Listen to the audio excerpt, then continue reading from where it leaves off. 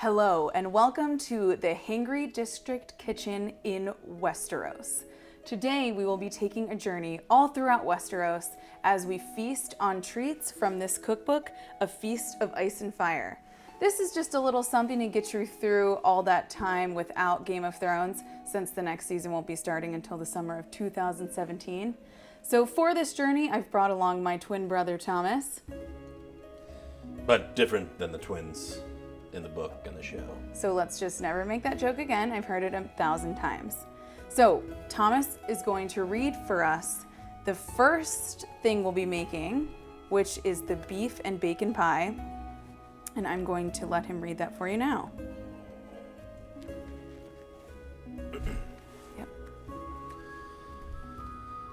Part of him wanted nothing so much as to hear Bran laugh again, to sup on one of Gage's beef and bacon pies, to listen to old Nan tell her tales of the children of the forest and Florian the Fool.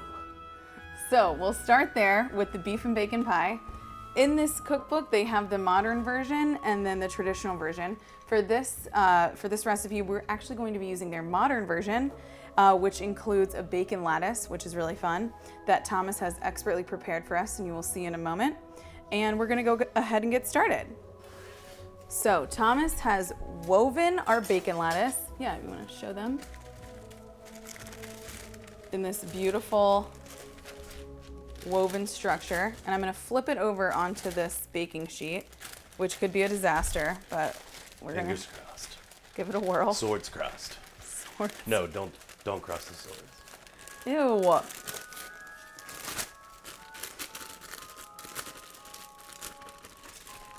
Perfect.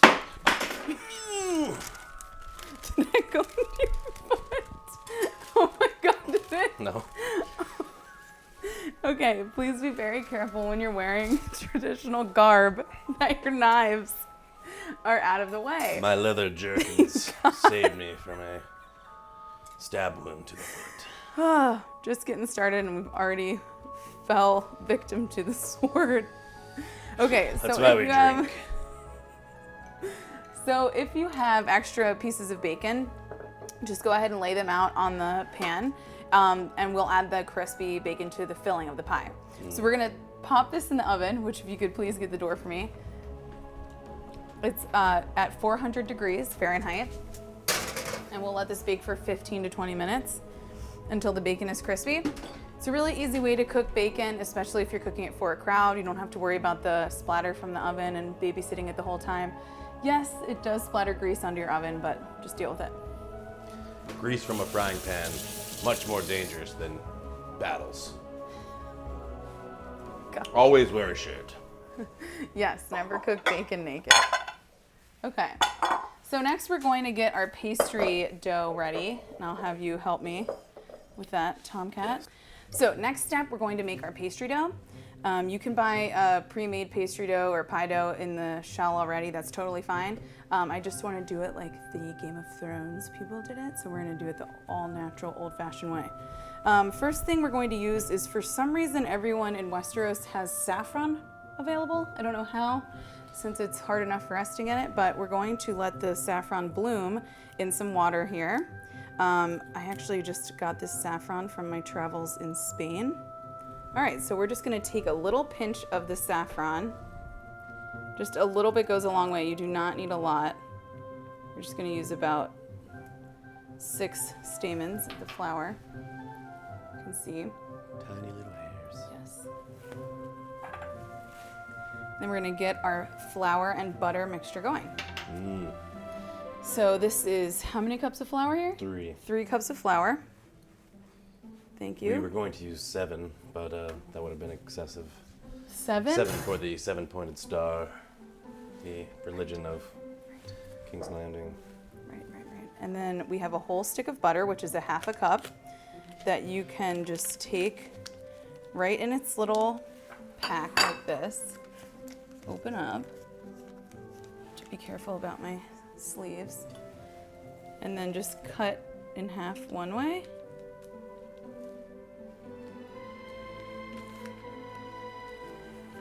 It's a little warm in the kitchen. Yes, it's been a long summer, but winter is coming. So we're gonna just take these into little cubes, put it in the flour.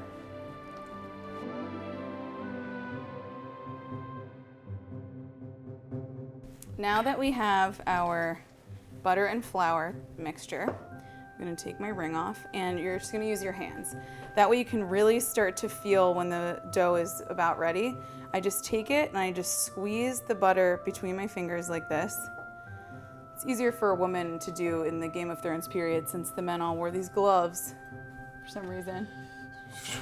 Because it's cold and battles to fight. Oh, and, right. You know, drinks. Gotta hold my drink. Yes. The mulled wine, which we will get to later, the next episode. Okay, so you know when the flour and butter mixture is about ready, when you can press it together like this in your hand and it all sticks. You can see that that forms. Even though it crumbles, it does form a nice clump when you pinch it together like that. So this is ready. So we're going to add the rest of the ingredients, which are 2 egg yolks. You can use the same logic when making snowballs. Oh yeah? Yeah. Tell me more. You want it to pack nice and not become ice or powdery. Who knew? So that's helpful at the wall, I suppose? Yeah. Okay. We all joke around. Oh, right. We throw John snowballs at each other. Okay. So to easily separate the yolk from the white, you can take your egg, always crack it on a flat surface so that the shell does not go into the egg. That prevents bacteria and shell from getting into your egg. So then take your thumbs, put them right inside the dent, and then you can use that shell to separate the white from the yolk. Just like that. And you get to have fun and get your hands messy while you make this pie dough. Better than having blood on your hands. So we've got our other yolk in here. We're gonna put that in. I'm gonna give my hands a quick rinse. I'll keep drinking.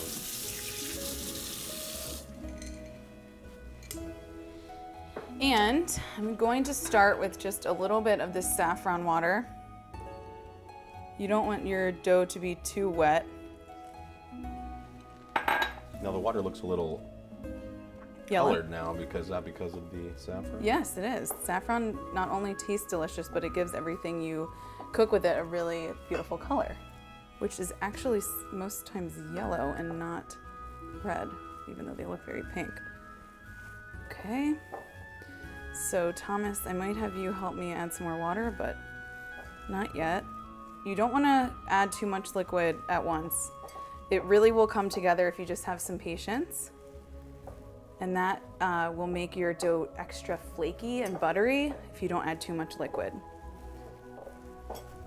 You know who makes the best dough? Who? Doctors, Why is that? because they have a lot of patience. This is an episode for the ages. Okay, so once it starts to get sticky, I know that's enough water. You don't want it to be very sticky. And if you would grab the plastic wrap for me. We are just going to put this in the fridge and let it chill while we make the filling. And then we'll roll it out and get our pie on.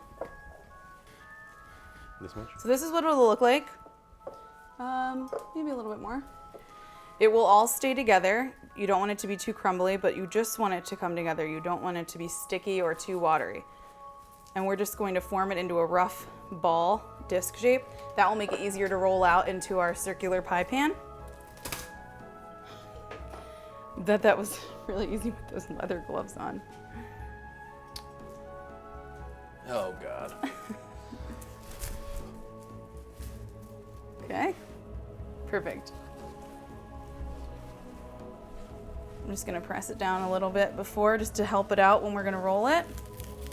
And then we'll wrap it up and stick it in the fridge for about 30 minutes.